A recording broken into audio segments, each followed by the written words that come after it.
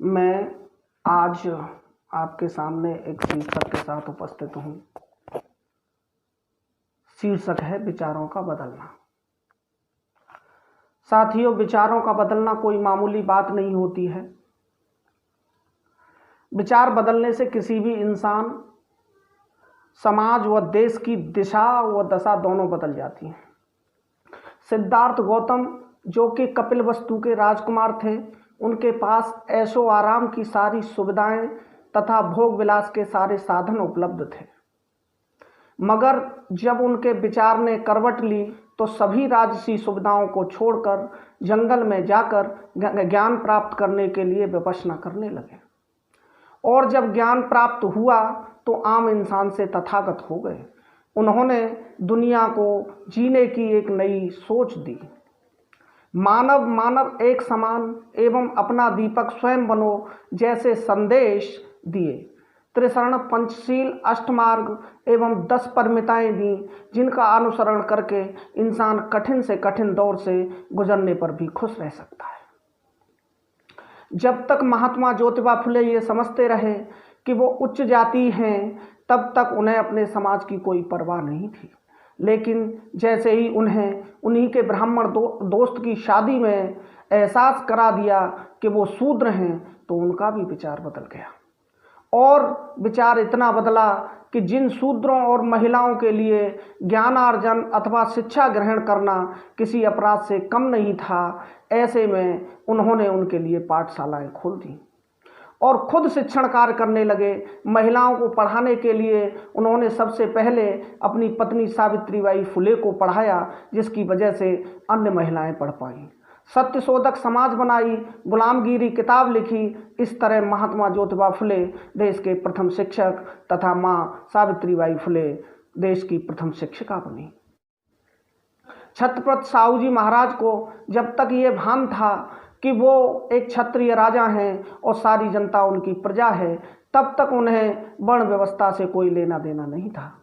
मगर जैसे ही ब्राह्मणों ने गंगा स्नान के वक्त तिलक के समय उन्हें एहसास कराया कि आप राजा हैं तो क्या हैं तो शूद्र ही, तब उनकी दुनिया ही बदल गई और उन्होंने शूद्र और अछूत कहे जाने वाले समाज के हित में तमाम आदेश पारित किए, जिनमें मुख्यतः इस कमज़ोर कहे जाने वाले वर्ग के लिए नौकरियों में आरक्षण की व्यवस्था, गरीब छात्रों को पढ़ने के लिए वजीफे की व्यवस्था तथा बीमार होने पर उनको ससम्मान अस्पताल की सुविधाओं का पूर्ण लाभ उठाने का हक दिया।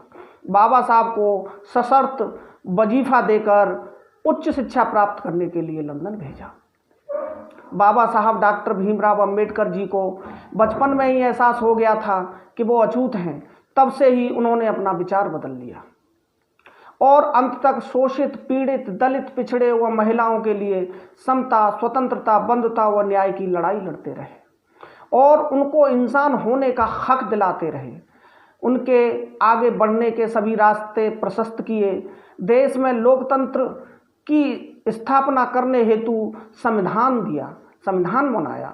देश की सबसे बड़ी bank reserve bank of India की स्थापना कराने में सहयोग दिया। इस संघर्ष में उन्होंने अपने 4 बच्चे एवं पत्नी माँ रमाबाई को असमय खो दिया। उनके त्याग व बलिदान को ये इतिहास जन्म जन्मांतर तक याद रखेगा। मान्यवर साहब काशीराम अपनी नौकरी में मस्त थे।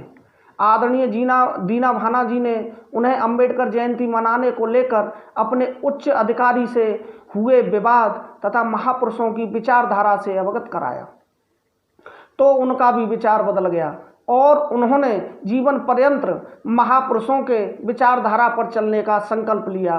बहुजनों की बिखरी हुई तमाम जातियों को एकत्रित कर एक सशक्त बहुजन समाज बनाने में तथा अपने महापुरुषों के अधूरे सपनों को पूरा करने में पूर्ण मनोनय से जुट गए।